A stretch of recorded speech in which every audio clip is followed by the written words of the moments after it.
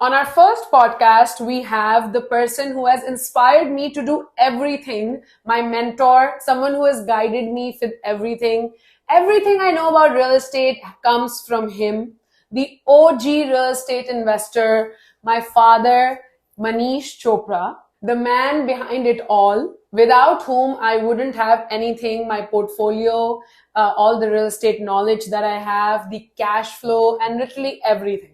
Hey guys, we have our first guest today here, and if you have worked with me before or you are talking to me at this time, you know that everything that I've learned in my real estate career has been through him. So first guest, welcome everyone. It's my father.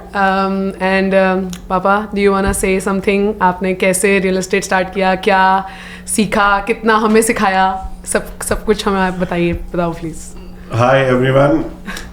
तो real estate तो as you know के एक ही चीज़ है जो मुझे आती है, right?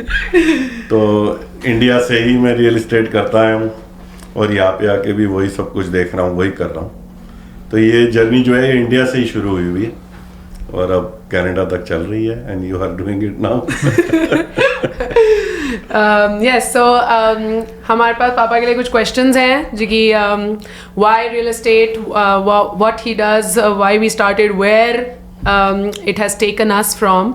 So Mohit, why don't you ask the first question? I'll ask the first question. So uncle हम थोड़ा पीछे जाते हैं, पीछे क्या बिल्कुल स्टार्टिंग में. Let's talk about बिल्कुल स्टार्ट में. How was your childhood?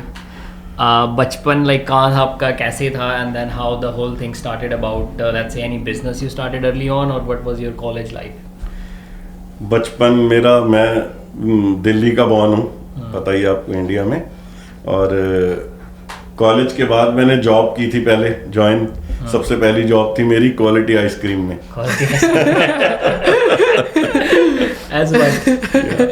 तो as a supervisor, marketing supervisor.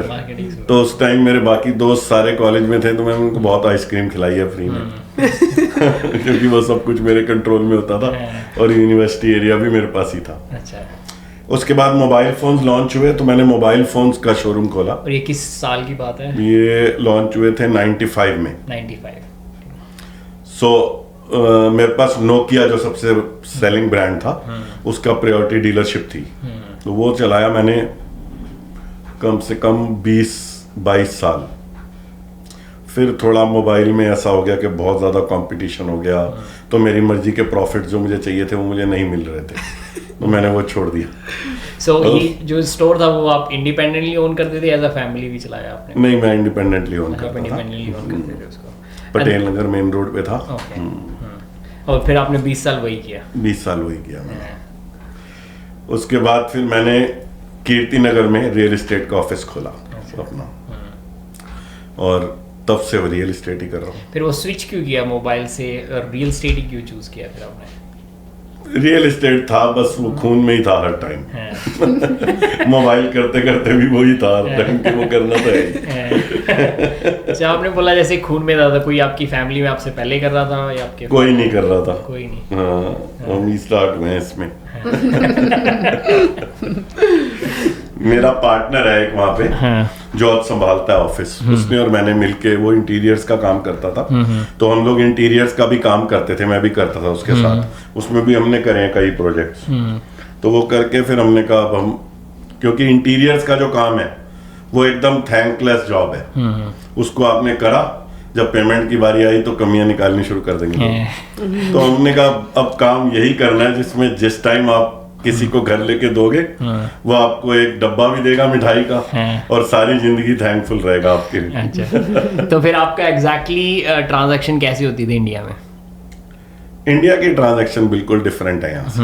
वो तो बस जो बात हो गई, एक बार ही बोल दिया कि भाई ये डन हो गया, और सारा 90% 80% कैश है, आपको बताइए. तो वो बस टोकन दिया एंड इट इज डन. तो आप रेजिडेंशियल करते थे वहाँ पे या फिर कमर्शियल? दोनों ही करते थे. वहाँ कोई लाइसेंस तो चाहिए नहीं रहता. तो फिर देन आप लाइक लेट्स से आपके पास कोई क्लाइंट आता था कि मेरे को ये चाहिए, और फिर आप उसके लिए ढूंढते थे या फिर यू लुक अराउंड लाइक? नहीं, क्लाइंट्स बेचने वाले भी आते थे, लेने वाले भी आते थे. अच्छा. तो ढूंढना ही पड़ता था ऑब्वियसली. लेकिन शुरू से ही मेरा क्लाइंट्स के साथ रिलेशन बहुत ज्यादा अलग रहा है। रियल एस्टेट में क्या है कि क्लाइंट जो है ना, आपको उसके बड़ी क्लोज होना पड़ता है, क्योंकि उसकी वन टाइम इन्वेस्टमेंट है। ऐसा नहीं है कि सारी जिंदगी की पूंजी उसने लगानी है। और अगर वो सब कुछ लगा रहा है, आप पे ट्रस्ट कर रहा है, तो आपको उसके ट्रस्ट को मेंटेन करके रखना है ताकि वो आपको हमेशा याद रखे और आगे रेफरल्स करे। ये रेफरल का बिजनेस है सिर्फ। तो हम, मेरे जो क्लाइंट्स हैं वो अभी भी मेरे पार्टनर को ये बोलते हैं कि एक बारी तो यार बुला ले उसको, एक बारी आए यहाँ हमारे से बात करे। मुझे इनफैक्ट जब मैं आया था तो पहले 1-2 सालों में तो इंडिया से फोन आते थे कि ये काम आप ही कर सकते हो, करो जैसे भी करो, नहीं तो ये होएगा नहीं। मुझे फोन आते थे वहां से। तो बस ऐसी चल रही है यार, जर्नी है। ओके तो फिर अब आपका ये स्विच कैसे हुआ कि आपने इंडिया से यहाँ पे मूव किया, सारा लिटरली सेटअप हुआ, बिजनेस छोड़ के आए? So what's the story behind it? ये स्टोरी तो अब श्रद्धा की वजह से ही है, सब कुछ हुआ है।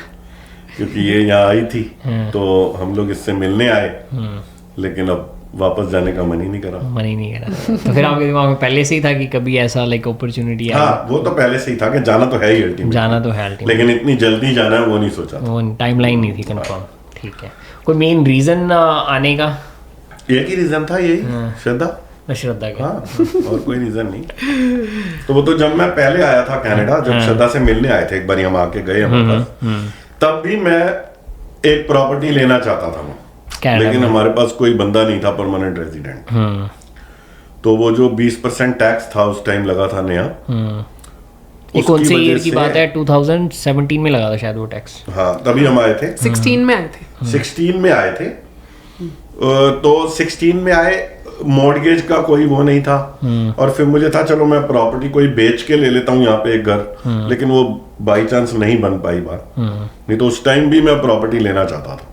फिर आपने लाइक आते ही कनाडा में डिसाइड, आपको पता था कैनेडियन रियल एस्टेट का, या फिर आपने नहीं, कुछ नहीं पता था मुझे। नहीं, कुछ ना कुछ तो ही जाएगा। इंडिया की तरह ले ली पहली प्रॉपर्टी, तो बहुत कुछ सीखा उसमें। सीख के। बट पापा ये बताओ कि आपके हिसाब से कनाडा में इन्वेस्टमेंट करना मतलब लाइक क्या बेनिफिट्स हैं? अगर आप कंपेयर करते हैं बैक होम, लोग बहुत ज़्यादा बोलते हैं आजकल कि भाई बैक होम इन्वेस्टमेंट करने से भी बहुत हो रही है, तो क्यों आपको लगता है कि कनेडियन मार्केट अच्छी है इन्वेस्ट करने के लिए रियल एस्टेट में? जो लोग कनाडा में रहते हैं, इंडियंस की अगर हम बात करें, या जिनका कोई भी बंदा ट्रस्टवर्दी कनाडा में है, उनको कनाडा में ही इन्वेस्ट करना चाहिए। इंडिया की मार्केट और कनाडा की मार्केट का कोई भी कंपैरिजन है ही नहीं। वो इसलिए कि इस टाइम क्या है कि अगर आप लोग इंडिया से, आपको पता है इंडिया में क्या चल रहा है, तो इंडिया में इस टाइम मार्केट बूम कर रही है। तो मेरी अभी पीछे मदर इन लॉ एक्सपायर हो गई थी, तो मैं इंडिया गया था। तो जिस घर में मैं रुका था वो घर 3 करोड़ का था, राइट, और उसका रेंट था 50,000। अब ये लगा लो आपके उसकी रिटर्न ऑफ इनकम कितनी है। अब वो 3 करोड़ का 4 करोड़ का भी हो जाए, रेंट उसका 60,000 हो जाए, 70,000 हो जाए, तो कोई फर्क उससे नहीं पड़ेगा। और वो 3 करोड़ उसने पूरा दिया हुआ है, मॉर्गेज वगैरह तो कुछ होनी नहीं, वहां पे चलता सिस्टम कम ही चलता है, हालांकि अब चल पड़ा है लेकिन कम है। तो अगर वो, आप सिंपल कैलकुलेशन है कि अगर वो 3 करोड़ रुपया यहाँ पे आ गया और मैंने इन्वेस्ट किया यहाँ पे, और इन्वेस्ट ऐसे करा उन प्रॉपर्टीज में करा जो कि सेल्फ सफिशिएंट हैं और मेरे को पॉजिटिव कैश फ्लो दे रही हैं, तो फिर उसका कंपैरिजन मैं इंडिया से तो कर ही नहीं सकता। ये रेंट जो 50,000 है, ये 10 गुना तो कम से कम बढ़ेगा, 5 लाख हो जाएगा, वो मैं कर सकता हूँ। यही मैं सबको समझाता हूँ कैलकुलेशन कि अगर आप कनाडा में हो या कोई भी बंदा आपका कनाडा में है, तो इट इज ऑलवेज बेटर कि आप कनाडा में इन्वेस्ट करो, क्योंकि होल्डिंग पावर इजीली और यहाँ पे बैरियर ऑफ एंट्री भी लो है। देखो ऑल ओवर वर्ल्ड आप एक चीज ध्यान रखो, प्रॉपर्टी अगर आपने लेनी है, प्रॉपर्टी एक ऐसा बिजनेस है जिसमें कभी भी आपको लॉस नहीं होगा लाइफ में। सिर्फ 2 चीजें पूरी होनी चाहिए। एक, आपकी प्रॉपर्टी जो है आपके पास होल्डिंग पावर हो, अगर कल को डाउन जाए, प्रॉपर्टी हमेशा वी चलती है, V, it goes like V, right, ऊपर नीचे होती रहेगी। लेकिन अगर आपने होल्ड करने की पावर है आपके अंदर, तो कभी भी नुकसान नहीं होगा, अल्टीमेटली फायदा होगा। और दूसरा, अगर प्रॉपर्टी अपना खर्चा उठाने का दम रखती है, ये कनाडा की वो है कि आपने प्रॉपर्टी ली, आपको सिर्फ एक अच्छा रियल्टर चाहिए जो आपको ऐसी प्रॉपर्टी दिलाए जो किसी भी सिचुएशन में आपकी जेब से पैसे नहीं डलवाए। इंटरेस्ट रेट बढ़ रहा है, कोई फर्क नहीं पड़ता, आपका प्रॉफिट कम होना चाहिए, आप लॉस में नहीं जाने चाहिए। प्रॉफिट कम होता रहेगा, कोई बात नहीं, ब्रेक इवन आ जाए कुछ नहीं फर्क पड़ता, लेकिन प्रॉपर्टी अपने आप को होल्ड करने वाली होनी चाहिए और आपके पास भी उसको होल्ड करने की पावर होनी चाहिए। कभी भी अगर कोई सिचुएशन ऐसी आती है तो कभी नुकसान नहीं होगा आपको। तो इसका मैं आपको एग्जांपल बता देता हूं। हमने जो पहली प्रॉपर्टी ली थी ब्रैम्पटन में, आज भी हमारे पास ही है, उसमें बहुत ज्यादा, क्योंकि हमारे पास पीआर नहीं थी, हमें मिसगाइड करा, रियल्टर ने पहले मिसगाइड करा कि मॉर्गेज हो जाएगी श्रद्धा की जैसे इसकी पीआर आएगी, लेकिन इसकी एज नहीं थी तो वो मॉर्गेज हुई नहीं। 8,10,000 की ली थी और जब क्लोजिंग करी 2 साल बाद तो वो हमें पड़ी 9 लाख कुछ की, वो भी प्राइवेट फाइनेंस से क्लोजिंग करनी पड़ी। उसके बाद जब वो बैंक में गई तो हमें पैसे मिले उसमें, एक लाख डॉलर मिले उसमें हमें। उसके बाद जब हमने उसको रीफाइनेंस कराया तो हमें 4 लाख मिले, जिससे हमने एक और घर लिया हुआ अभी अपना बैरी वाला। तो सिर्फ उसको हमें होल्ड करना पड़ा, पावर हमारे अंदर होल्डिंग होनी चाहिए, नहीं तो ये 2 साल बहुत टफ हो रहे थे। लेकिन मुझे ये पता था कि मैंने बेचना नहीं, क्योंकि प्रॉपर्टी एक ऐसी चीज है जिसका नुकसान सिर्फ प्रॉपर्टी में पूरा हो सकता है और कोई रास्ता नहीं है कि आप उसका नुकसान कहीं से पूरा कर लो। आप सोचोगे कि मैं कमा के कर लूंगा, कभी नहीं होगा। उसका लॉस प्रॉपर्टी खुद पूरा करेगी और कोई नहीं पूरा कर सकता। और वही किया उसने, सब कुछ कवर कर दिया, हमारे को एक घर और ले दिया, 4 लाख रुपए निकाल दिया। आज हम रेडी हैं उसको दोबारा से अपग्रेड करके बेचने या रिफाइनेंस करने के लिए, तो फिर पैसे आएंगे। तो वो तो मेरे लिए, मेरा जैसे कहते हैं सपूत होता है ना, जो आपको बार बार कमाई दे रहा है, तो वैसे है वो प्रॉपर्टी। तीसरा बच्चा। अगर आपकी प्रॉपर्टी आपने अच्छे से रखी है और आपको एक बार ये सिस्टम समझ आ जाता है, तो वो आपकी रिटायरमेंट प्लानिंग भी है, सारी चीजें उसी से चलेंगी। कोई आपको रिटायरमेंट प्लान लेने की जरूरत नहीं है, कहीं और इन्वेस्टमेंट करने की जरूरत नहीं है। और ये एक फुल टाइम काम है, ऐसा नहीं आपने इन्वेस्टमेंट प्रॉपर्टी ली और आप वेले होके बैठ गए, ऐसा नहीं करना। आपको अपनी प्रॉपर्टी को टाइम टू टाइम अपग्रेड करना है, रिलेशन बनाने हैं अपने टेनेंट्स के साथ, उनको अच्छी तरह से रहने के लिए जगह देनी है, क्योंकि आप जिसके साथ अच्छे रहोगे वो आपके साथ अच्छा रहेगा। अब आप 10-10 बंदे घुसेड़ दो एक घर में, वहां जाओ ही नहीं देखने, वो कहे जी फ्रिज खराब हो रहा है, आपको अपने आप करा ले, तो फिर वो प्रॉब्लम आपको आएगी। अपग्रेडेशन बहुत जरूरी है, सारा पैसा खुद नहीं रखना। Coming back to this topic, मैं बहुत देखती हूँ कि लोग प्रॉपर्टी लेते हैं और फिर उसके बाद एक बार ही रेंट पे चढ़ा देते हैं, तो मेंटेनेंस, कभी कोई टेनेंट उनको कॉल करके बोलता है कि यार हम ये ख़राब हो गया है या एक्स ख़राब हो गया है, वाई ख़राब हो गया है, तो वो अवॉइड करते हैं उस चीज़ को कि भाई हम क्यों करें, हम क्यों उनको दें, अब now it is your responsibility. And multiple times मैंने ये चीज़ देखी है, क्लाइंट्स में भी देखी है कि 2 चीज़ें होती हैं, या तो फिर वो एग्जिट कर जाएंगे बहुत जल्दी, लाइक इन अ ईयर और 2, because they get so stressed कि भाई वो 1 साल बाद अपनी प्रॉपर्टी में घुसे हैं, इतनी मेंटेनेंस एक्यूमुलेट हो चुकी है कि अब या तो फिर उनको लग रहा है इतना खर्चा हो गया, तो वो या तो फिर एग्जिट कर जाएंगे, या फिर वो टेनेंट से उनका रिलेशनशिप इतना खराब हो गया है कि वो टेनेंट प्रॉब्लम्स देने लग गए हैं। And I feel that just like पापा ने बोला, हमने यही सीखा है, for what like I said, मैंने सब कुछ इनसे सीखा है कि भाई वो रिलेशनशिप मेंटेन करना इतना ज़रूरी है। अगर आप टेनेंट से नहीं करते हो कि it converts into a lot of maintenance calls, जो आपको रियलाइज भी नहीं हो रहा। टेनेंट पैसे देने में दिक्कत करेगा, घर मेंटेन नहीं रखेगा, गंदगी मचाएगा, नेबर्स को प्रॉब्लम देगा। No one wants to really build bad relations. And बहुत बारी ऐसे केसेस हुए हैं जिसमें हमने मेंशन भी किया है मेरे क्लाइंट्स के लिए, सबके लिए, कि यार आपको मेंटेनेंस करनी चाहिए अपने प्रॉपर्टीज़ की, बट लोग नहीं करते। लोग एक बार ही ले ली, एक बार रेंट आने लग गया, तो वो चाहते ही नहीं है कि हम कुछ भी लगाएं, कुछ भी नहीं करना चाहते, वो होगा नहीं, वैसे नहीं होगा। नहीं, आई थिंक एक पॉइंट आपने बड़ा अच्छा बोला कि लाइक प्रॉपर्टी का जो नुकसान है ना, उसकी भरपाई सिर्फ प्रॉपर्टी कर सकती है, एकदम, नथिंग एल्स कैन कंपनसेट, और कुछ नहीं कर सकता। I think this is very important. जो भी लोग जिन्होंने बेची अभी प्रॉपर्टी या लॉस में चल रहे हैं, like whatever loss they do go for sell and they take a loss for it, it's just can only be recovered by another investment. That too in property. I think. और अगर अभी mortgage बढ़ रही है और समझ लो मैं कोई जॉब कर रहा हूँ और मैंने घर लिया हुआ है और मेरी मॉर्गेज बढ़ रही है और मैं फेड अप होके उसको बेच देता हूँ स्ट्रेस लेके, लॉस खा के, रेट टू रेट, तो किस लिए, मैं किस लिए सुबह से शाम तक जॉब करता हूँ? ये जॉब वालों के लिए है। आप जाते हो, बॉस आपको बोलता है, इतने लोगों की मैं देख रहा हूँ आजकल, हमें बिना किसी रीजन के निकाल दिया, स्ट्रेस हो गया उनको। वो स्ट्रेस प्रॉपर्टी में डालो ना अपना, मेहनत करो थोड़ी ज्यादा, उसकी मॉर्गेज कंप्लीट करो, आगे जाके ये बहुत ज्यादा फायदा देने वाली है चीज, क्योंकि जितनी ज्यादा तकलीफ होगी रिटर्न उतनी ज्यादा मिलेगी आपको, जितनी प्रॉब्लम उतनी रिटर्न। ये सिंपल फॉर्मूला है। क्विट मत करो, उसको मेंटेन करो, मेहनत करो 2-4 घंटे, कितनी चाहिए? अगर मेरी 4000 थी और 5000 हो गई है मॉर्गेज, तो 1000 बढ़ गई है, तो मुझे 2 घंटे ही तो फालतू काम करना है, और यहाँ इतनी चीजें हैं काम करने के लिए, करके उसको पूरा करो। सोचो वो आपकी इन्वेस्टमेंट है, उसको कंप्लीट करो। प्रॉपर्टी से क्विट मत करो, उसमें माइंड पॉजिटिव रखो, और जो स्ट्रेस लेना वो इसी में लो, क्योंकि यही है $1 मिलियन रिटर्न वाला स्ट्रेस। ऑफिस का रिटर्न स्ट्रेस कुछ नहीं, बीमारी देगा आपको, बीमारी देगा, राइट? ये वो स्ट्रेस है जो आपको जिस टाइम ये इंटरेस्ट रेट डाउन होने शुरू हुए, ये आपको मिलियंस ऑफ डॉलर्स की रिटर्न देगा, और कोई नहीं देगा। ऑफिस का स्ट्रेस बीमार करेगा, आपको दवाइयां देगा, बाकी सारी चीजें देगा, ये आपको पैसा देगा।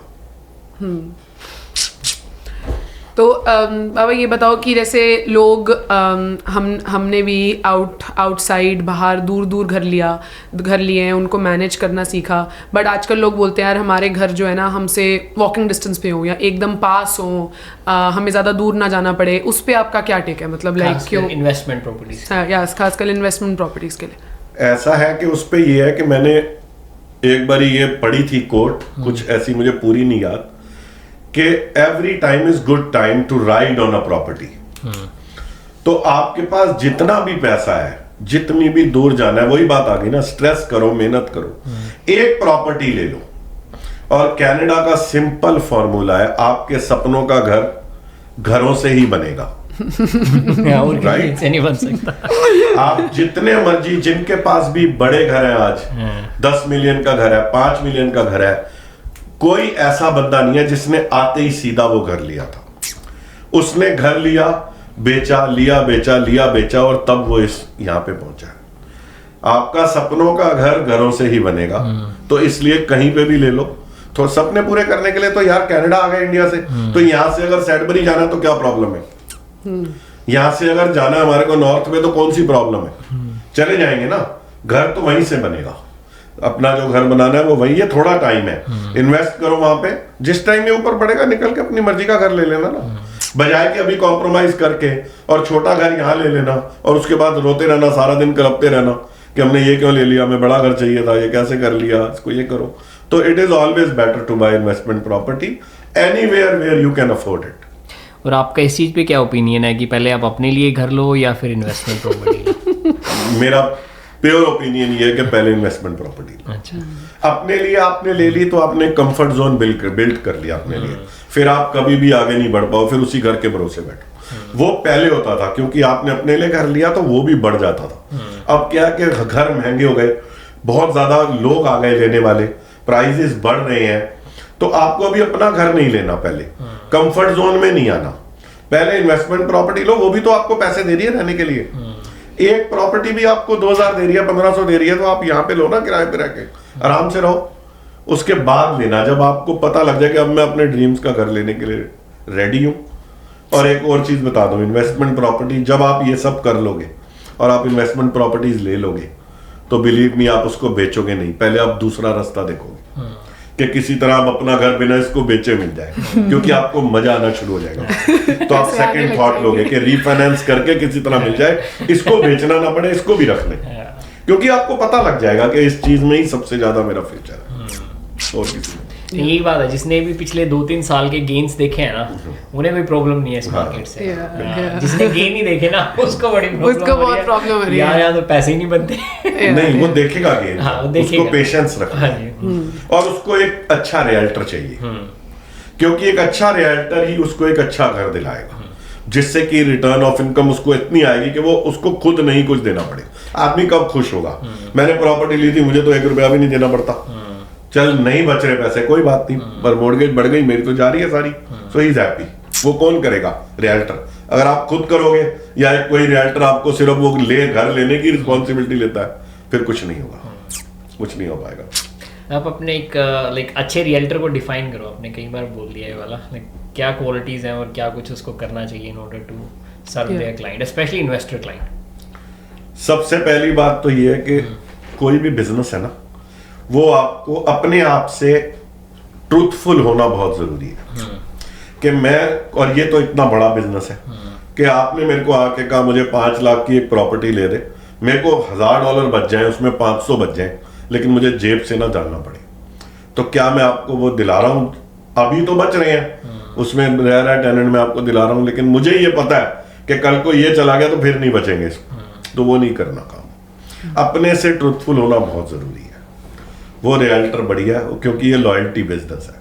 और अगर आप इन्वेस्टमेंट प्रॉपर्टीज में डील कर रहे हो, आप कैसे किसी क्लाइंट को चीट कर सकते हो, अपने इन्वेस्टर को?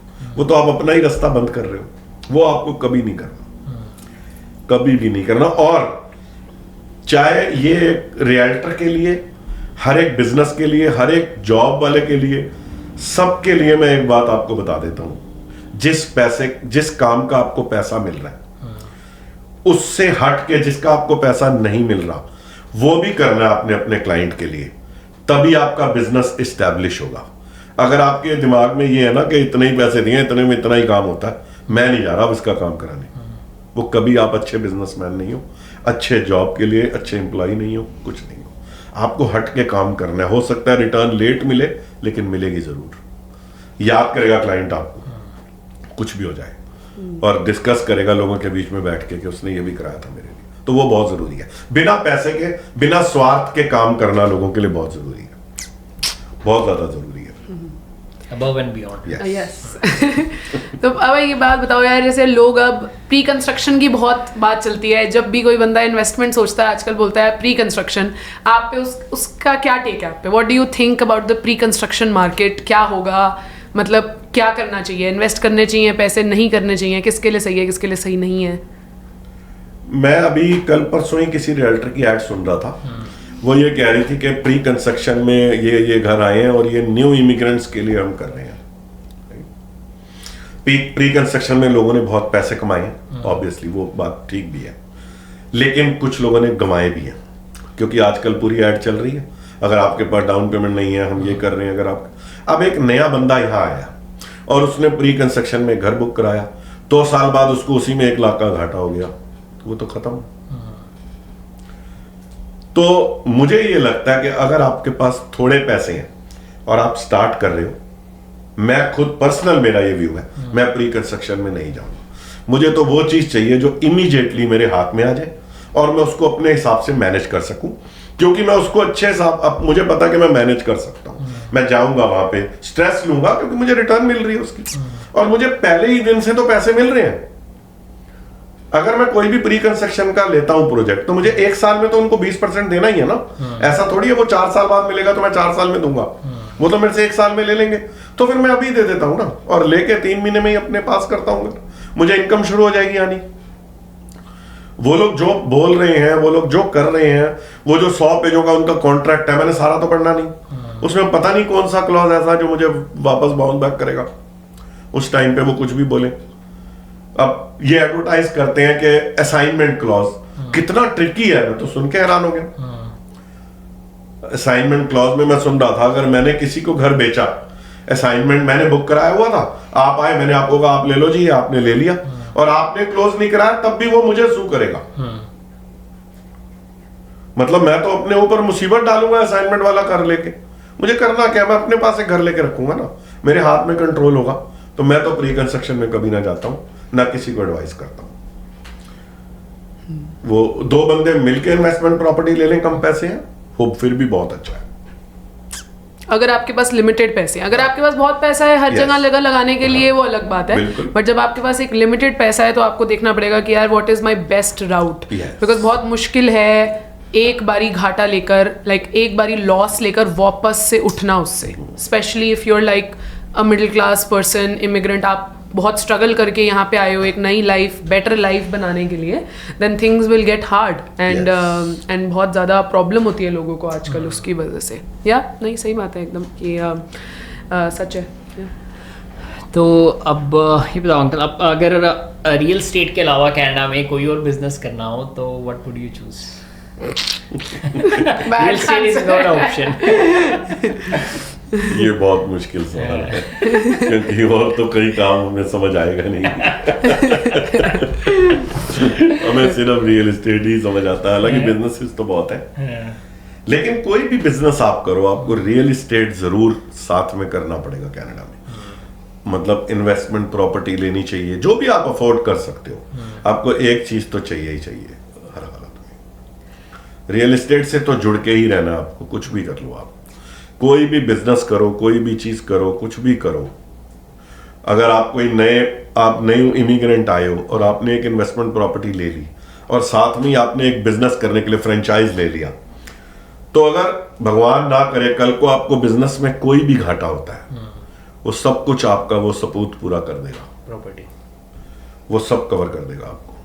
तो वो एक चीज आपको साइड बाय साइड बहुत ज्यादा इंपॉर्टेंट है लेनी, बहुत इंपॉर्टेंट है। और 3 चीजें हैं प्रॉपर्टी में, पहले सोच बनेगी फिर प्रॉपर्टी बनेगी। अगर सीधा प्रॉपर्टी बनानी है कभी नहीं बनेगी। पहले आपको सोचना पड़ेगा, पैसा अपने आप अरेंज होगा, ट्राई करके देख लेना। जब आप पहले सोचोगे फिर श्योर शॉट हो जाओगे बनानी है कुछ भी करके, तो प्रॉपर्टी देखना, पैसा अपने आप अरेंज हो जाएगा। आपको आपके जैसे लोग मिल जाएंगे कि मिलके ले लेते हैं, या आप कहोगे ये कर लेता हूं वो कर लेता हूं, क्योंकि है सब कुछ आइडियाज।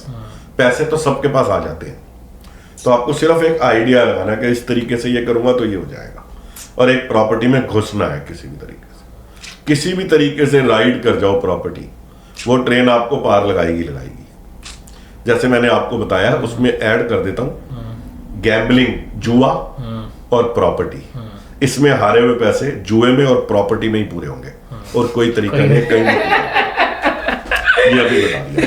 ये बड़ी इंपॉर्टेंट चीज है। अगर आप किसी चीज को सोच लो ना, उस टाइम पे पता नहीं लगता कि पैसे कहाँ से आएंगे, बट अगर आप उसके ऊपर काम करो एंड जस्ट कीप टॉकिंग, सबसे बात करो 10 लोगों से, 10 में से एक ना एक बंदा कोई आपको राह दिखा देगा। आपके पास अपने आप देखना, अपने आप चीजें बनती चली जाएंगी। और खासकर किसी भी चीज पे जिसपे आपको हाई रिटर्न मिलेगा ना, स्टार्टिंग बड़ी डिफिकल्ट होती है। स्टार्टिंग का 6 महीने 1 साल बड़ा डिफिकल्ट, बहुत डिफिकल्ट। मेरे को लगता है कि आज लोग बोलते हैं कि अरे आपने ये कर लिया, आपने इतनी प्रॉपर्टी ले ली, बट वो ये नहीं समझते कि कितना स्ट्रगल पीरियड था, कितनी डे टू डे कितने लोगों से डील करना पड़ता है, कितने अप्स एंड डाउन्स चलते हैं। तो मतलब मेरे पास लोग आते हैं, वो बोलते हैं यार हमको एक प्रॉपर्टी दिला दो, इसमें ना हमको ना जीरो स्ट्रेस चाहिए, हमें कुछ काम ना करना पड़े, कुछ भी सब कुछ अपने आप हो जाए।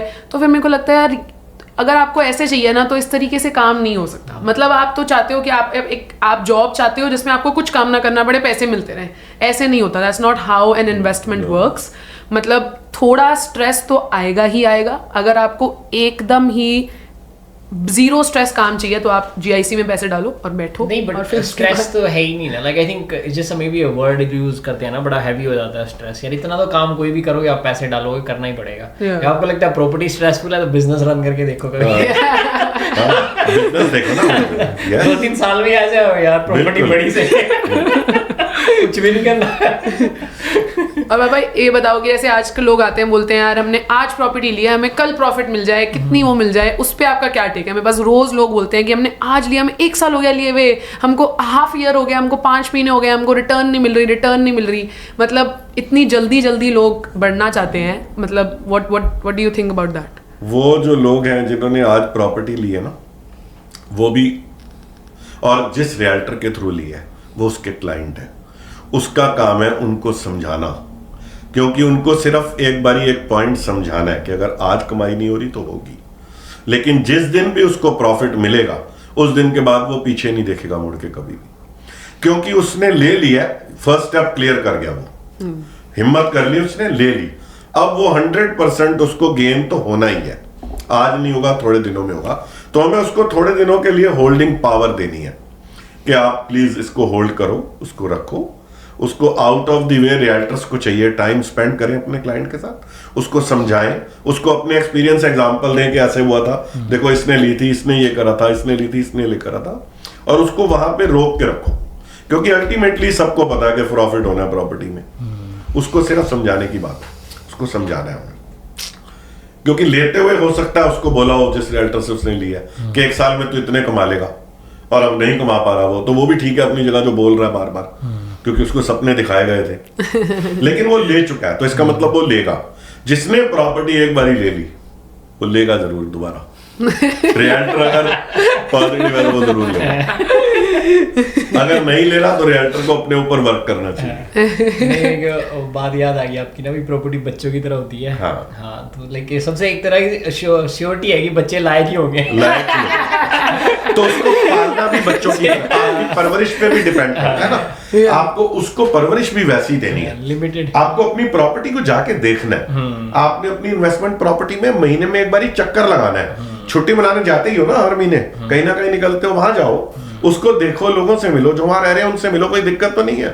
अगर लग भी गए 100 200 400 500 डॉलर लगाओ वहां पे, चल यार ये मैं करा देता हूँ, कोई बात नहीं, क्या हो गया, आपकी अपनी प्रॉपर्टी तो अपग्रेड हो रही है और आपके प्रॉफिट में से ही जा रहा है पैसा। उतना ही लगाओ जितना आपके प्रॉफिट से जा रहा है, जेब से मत लगाओ, लेकिन कम से कम जाओ वहां, बात करो उससे, अपनी प्रॉपर्टी को देखो। 4 चीजें मिलती हैं। आइडिया आता है, अब हमें आइडिया आता है, हम गए, हमने एक प्रॉपर्टी ली, हमें देखा यार वो साथ वाला घर साइन लगा हुआ सेल पे, तो इसको भी ले लेते हैं, हमारा तो काम यहाँ चल ही रहा है, वहां भी चलेगा, तो आपका डबल फायदा हो गया, आपको दूसरा भी घर मिल गया।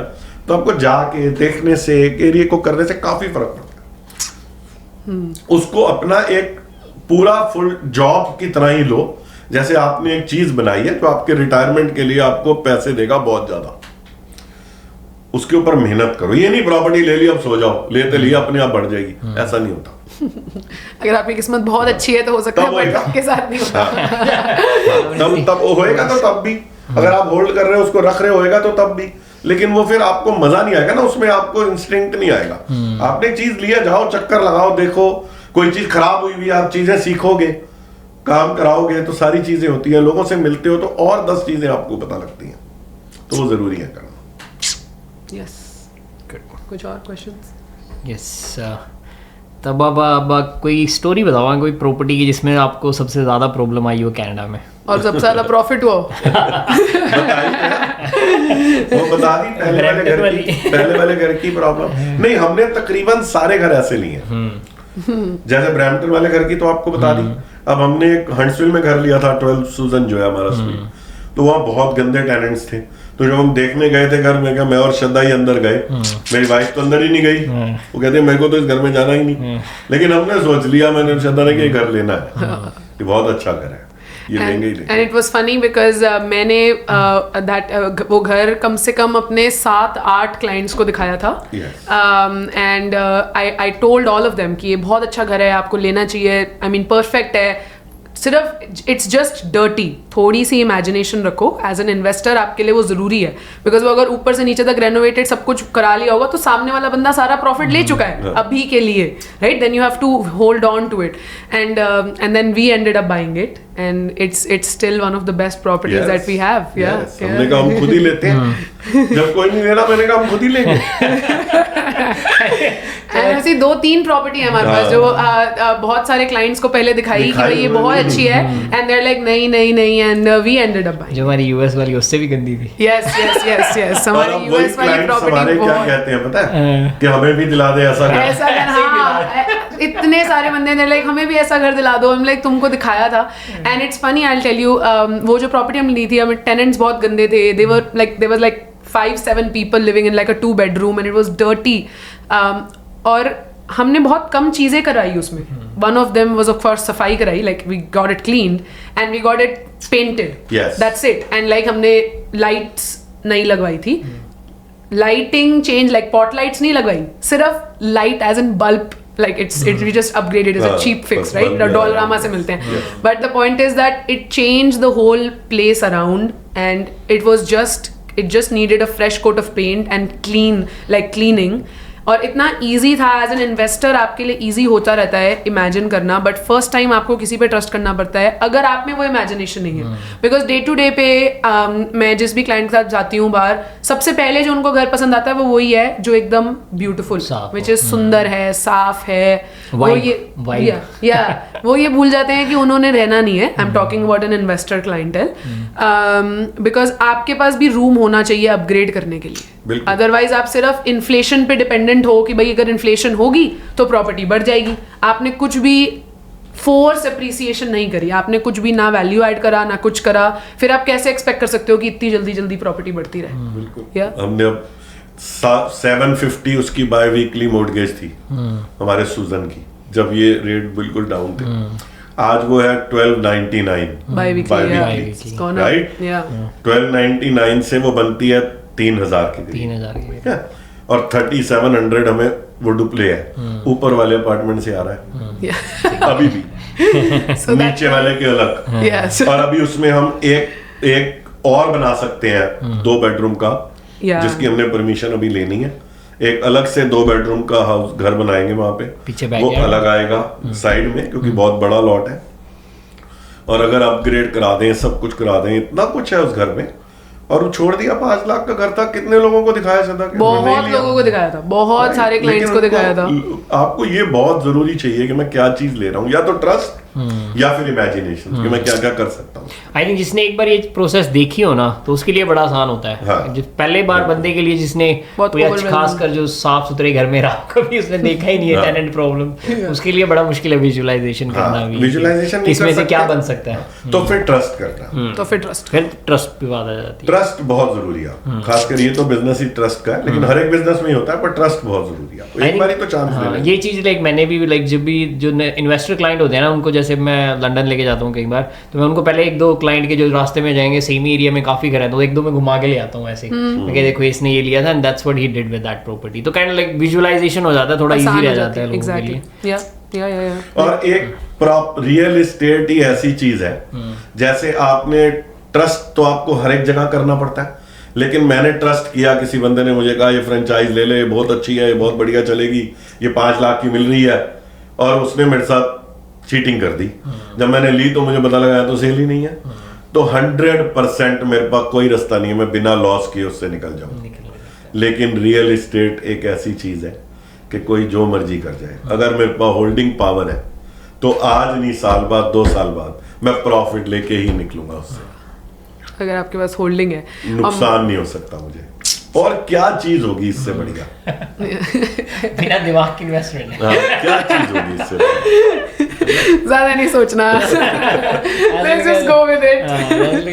रेंट से कवर हो रही है आपकी mortgage, that's the only math required. There's no ROI and NOI required. ज्यादा कॉम्प्लिकेट करने की जरूरत नहीं है. I went to this investor meetup, वो they were using all this terminology कि भाई ये कैश ऑन कैश वो है, and we use that, we know that, but मैं किसी फर्स्ट टाइम इन्वेस्टर को कोई चीज समझा रही हूँ अगर, तो मेरे को लगेगा यार it needs to be as basic as possible. At the end of the day सिर्फ ये जानना है कि हाथ में कितने पैसे आ रहे हैं, राइट? सिंपल, इतना ही पता है, इतना ही पता है, सिर्फ इतना ही चाहिए. आजकल डोंट कॉम्प्लिकेट थिंग्स. इंफॉर्मेशन इतनी अवेलेबल है ना, लोग एक्सेल शीट करके रखते हैं. एक बंदा मैं इसको प्रॉपर्टी भेजूं, एक्सेल शीट भेजे वापस.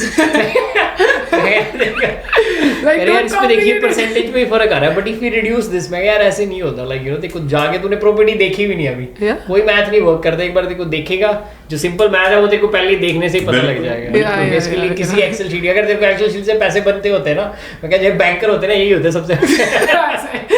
एक्सेल शीट बना के, like which is not wrong, I'm not saying evaluate करो, but the thing is कि थोड़ा सा आपको मतलब like the more you get into it, or again either you have like a trustworthy person जो आपको ये सब चीजें बता. Like maybe it's like वो काम करती है जब आप स्केल पे कर रहे हो. Exactly. Like if you buying a 100 unit apartment building, तब तो let's say तब जरूरत पड़ेगी, क्योंकि there are a lot of variables. अब 1-2 घर में क्या तो जाएगा, क्या निकलेगा. अब सैडबरी के जो हमने घर लिए हैं, अब उनमें पीछे वहाँ कौन से बैकयार्ड में यूनिट अलाउ हो रहे हैं. हाँ, ADU अलाउ कर रहे हैं या. ठीक है, तो वो तो हमारे लिए एक एक्स्ट्रा बात हो गई ना, क्योंकि हमने तो ये प्रॉपर्टी आपको दिन भर दिन हर साल जितना आप होल्ड करते हो, आपको ऐसे ऐसे प्रॉफिट देती रहती है.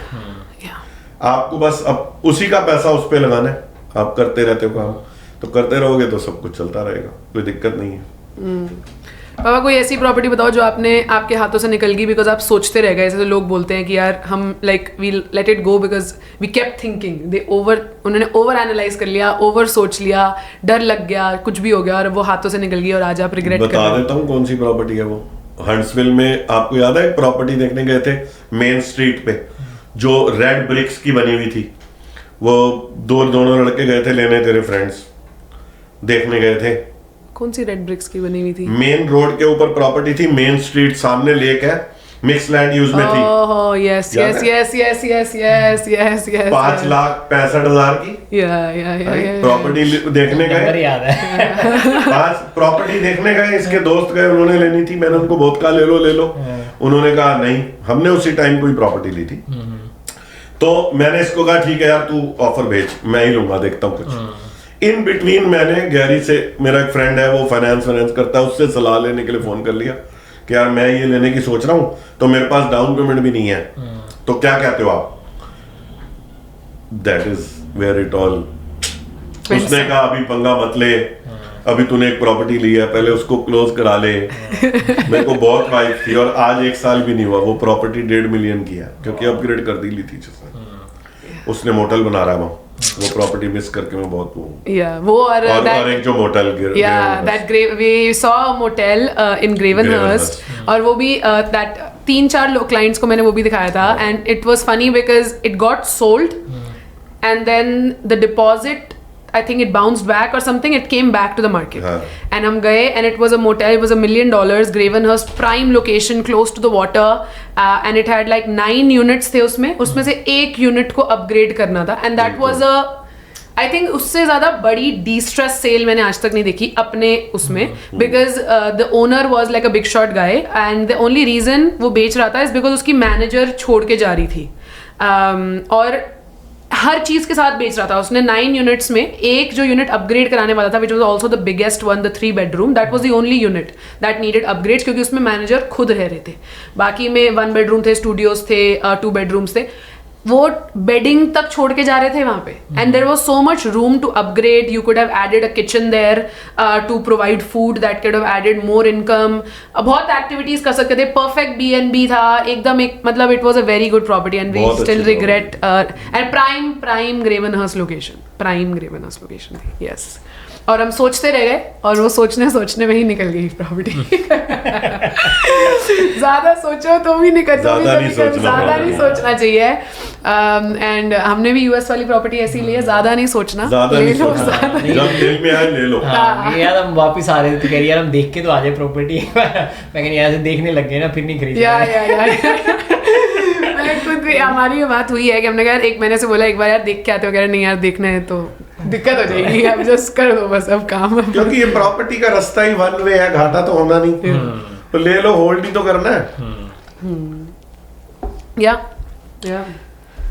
ओके अंकल, अब थोड़े से बिजनेस की हमने काफ़ी बातें कर ली, अब हम आते हैं थोड़ी पर्सनल पे। तब आप बताओ आपके लाइफ में, अब कनाडा भी आ गया, अपने इंडिया में भी अच्छी खासे काम किया है, तो like what are your top 3 regrets in life? मैं तो कोई ऐसा रिग्रेट है नहीं लाइफ में, कोई चीज जो आपने करनी सोची हो कि यार ये करनी नहीं करनी, सब ठीक है, कोई दिक्कत नहीं है, सब अच्छा चल रहा है, लाइफ इज गुड तो फिर कोई ऐसी कोई चीज बताओ जिसने लाइक यू नो कोई लाइक बड़ी चीज आपकी लाइफ में ऐसी हुई है, like that kind of turn things around for you in a like big way, like Canada. वो तो कनाडा आना ही था मेरे लिए, सबसे बड़ी चीज तो वही थी। मैंने अपनी प्रॉपर्टी यहाँ बैठे बैठे बेची है, शॉप थी मेरे पास एक कनाडा में, इंडिया में कैसे बेची है पता है? मेरे को लोग कहते थे, मैंने उनको बोला भाई ये दुकान बेचनी है, मैंने 1.5 करोड़ की, तो 2 थी मेरे पास दुकानें, तो वो कहते दोनों 1.5 की, दोनों बिकेंगी, कितने पैसे मांग रहे हो? मैंने कहा जा भाई मैं बेच लूंगा, और वो बिकी 160 की, तो वो बेची। बाकी सबसे बड़ा टर्न तो मेरे पास कनाडा आना ही था मेरे लिए, और बच्चे मेरे ठीक है, मैं यही चाहता हूँ सबको कि आप सब लोगों को बता रहा हूँ कि आपको सोसाइटी के लिए भी इस कंट्री में जरूर कुछ करना है, सिर्फ अपने बारे में नहीं सोचना, जिसकी थोड़ी बहुत भी आप हेल्प कर सकते हो करते रहो साथ में, वो बहुत जरूरी है, क्योंकि इस कंट्री में बहुत इमिग्रेंट्स हैं, बहुत लोग परेशान होते हैं, सब है। जो भी कर सकते हो अपनी तरफ से थोड़ा बहुत, जरूरी नहीं है पैसे की हेल्प है, और भी बहुत होती है, किसी की वैसे एडवाइस कर दी, किसी को ऐसे काम करा दिया, किसी का काम करा दिया, वही जो मैं पहले कह रहा हूँ, आउट ऑफ द वे, बिना पैसे, जिसका कोई रिवार्ड नहीं है, वो काम का सबसे बड़ा रिवार्ड होता है अगर आपने कर लिया तो। आई थिंक वो एडवाइस वाला पीस बड़ा जबरदस्त है, आपने बोला ना कि अगर किसी को आप ढंग की एडवाइस दे दो ना, उसके ना कई साल खराब भी हो सकते हैं, जो खराब मिल गई तो अच्छे भी हो सकते हैं। When we came, it was very hard. Yes, Like it was very बहुत hard. सारे लोग गलत एडवाइस देते हैं यहाँ पर, and like immigrants को मतलब काफ़ी ज़्यादा struggle था initial year, and like we make sure as a family कि भाई जितना भी हो सके किसी और की help just an advice में ही मान लो चाहे तो कर पाए किसी भी तरीके से. जब आप सारी लाइक लेट्स से पहले तू अकेली आई थी एंड देन फिर सारी फैमिली मूव हुई, तो उस टाइम पे आपके लिए सबसे डिफिकल्ट फेज क्या था कि as a family just getting started here, या फिर कोई सिटी स्पेसिफिक था, या फिर क्या था सबसे डिफिकल्ट फेज जब आप यहाँ सेटल हो रहे थे? कुछ नहीं, 2-3-4 दिन ही थे जितने दिन हम बेसमेंट में रहे थे. उसके बाद तो हम मूव हो गए घर में. Basement phase. वही थे सबसे बेसमेंट में रहना was hard. But yeah, initial year financially struggle काफ़ी रहता है. उसके बाद things get better. बहुत सारी आप बहुत savings वगैरह आपकी use up हो रही होती हैं. बट आपको यही याद रखना चाहिए कि भाई ये सब आपकी इनिशियल इन्वेस्टमेंट है, and you need to go from there. या मेरे को लगता है ये बहुत ज़्यादा लोग स्ट्रगल करते हैं इमिग्रेंट्स कि भाई उनको लगता है हमारी सेविंग्स आज बच जाएं, बट आपको थोड़ा लॉन्ग टर्म थिंकिंग रखनी चाहिए कि आज आप इन्वेस्टमेंट कर रहे हो, आज आप सही जगह जाओगे, आज आप सही लोगों के बीच में जाओगे तो आप सही तरीके से वो कर पाओगे. मतलब हम डे टू डे में देखते हैं लोग इंडिया में बिजनेस करते हैं, बैक होम बिजनेस करते हैं, और यहाँ पर आकर बोलते हैं हम जॉब कर लेते हैं बिकॉज वो चाहते हैं हमको फर्स्ट डे से कोई भी खर्चा हमारे ऊपर ना आए. या वो नहीं करना. मैं सबको यही एडवाइस करता हूँ, वो नहीं करना. अपने आप को टाइम दो, थोड़ा सा देखो, कंट्री को समझो, 2-3 महीने दो. आते ही ऑब्वियसली मैं समझता हूँ वो दिक्कत होती है उनको, क्योंकि डॉलर में खर्च करने हैं, इंडिया से लाए हुए हैं. लेकिन थोड़ा सा करो, सब कवर हो जाएगा. सबको एक ही बात कहता हूँ, इतनी बढ़िया कंट्री है ना, अगर आप ठीक तरीके से चले और आप इसको समझ गए ना, मिट्टी में भी हाथ डालोगे ना, डॉलर निकलेंगे कनाडा में. जिसके पास काम नहीं है वो काम करना नहीं चाहता, नहीं तो बहुत काम है. कोई दिक्कत नहीं है काम की. करो काम, टारगेट लेके चलो. पहला मकान बनाना है, पहला घर बनाना है, छोटा ही सही, दूर ही सही, लेकिन बनाना है पहला. उसके बाद आपकी रुकेगी नहीं गाड़ी, ये 100% श्योर है. और टारगेट होना बड़ा जरूरी है, बहुत जरूरी है. बिना टारगेट के ना फिर नहीं मजा, फिर पता ही नहीं रहना कहाँ है बंदे को, कहाँ जाना है. कोई भी एडवाइस करेगा उसी डायरेक्शन में चल पड़ेगा. फिर पहला घर बनाओ, प्रॉपर्टी ले लो, मेहनत करो. एक घर लो, दूर ले लो, इन्वेस्टमेंट प्रॉपर्टी लो, दूर ले लो. इतना इन्वेस्टर आ रहा है, इतना सारी इमिग्रेंट्स आ रहे हैं. कल भी वो बता रहे थे डच जार्डिन वाले के, अभी जो लोग रिटायर हो रहे हैं, ये इमिग्रेंट का टारगेट दोबारा बढ़ रहा है. 5 लाख तो था, अब और बढ़ा रही है. तो इतने लोग आ रहे हैं. एक और चीज इन बिटवीन बता देता हूँ, बहुत जल्दी ये सारे सिटीज रोमिंग हाउस अलाउड करने वाली है. तो investment properties are going to like boom definitely. ये अलाउ करनी पड़ेंगी, और कोई रास्ता ही नहीं है उनके. Just for the clarification, rooming house हो गए जिसमें कि like multiple people can stay in the same, जैसे स्टूडेंट्स रहते हैं. शेयर्ड हाउस हैक, बेसिकली आप एक रूम सब लेते हैं. हाँ, अब हस्बैंड वाइफ है, अगर उनको 1500 में कमरा मिल जाएगा तो वो उनको क्या दिक्कत है, उनको क्या जरूरत है 2,500-3 हजार का वो लेने की फॉर द इनिशियल स्टेज. तो करना चाहिए इनको अलाउ, तभी इजी होगा. आज 2-2.5 हजार का उनको अपार्टमेंट मिलता है, उनकी वैसे ऐसी हो रही है. तो वो करना पड़ेगा उनको, अल्टीमेटली करना पड़ेगा इनिशियल पीरियड में. हाँ, इनिशियल पीरियड के लिए तो चाहिए ही चाहिए. आप पहले तो आपको बिलो योर मींस रहना ही पड़ेगा. आप स्टार्टिंग से ही इतने खर्चे पाल लोगे अगर फिक्स्ड वाले, तो लाइक आगे जाके how will you save, right? ये सब कुछ सेविंग फर्स्ट के लिए तो स्ट्रगल करना ही पड़ेगा ना.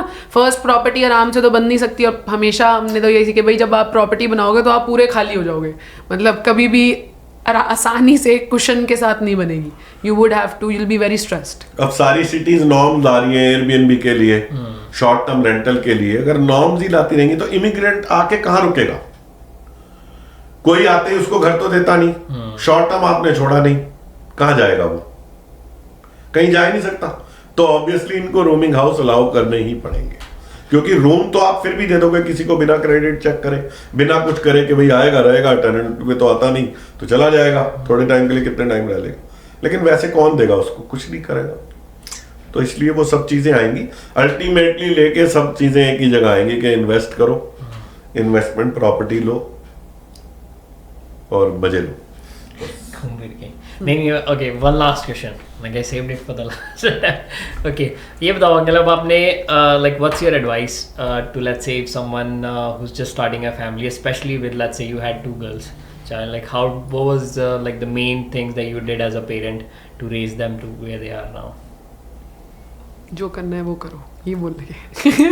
एक तो जो बच्चे करना चाहते हैं उनको एक चांस तो जरूर देना है, क्योंकि इस कंट्री में तो खासकर आप दे सकते हो, इतनी सपोर्ट है।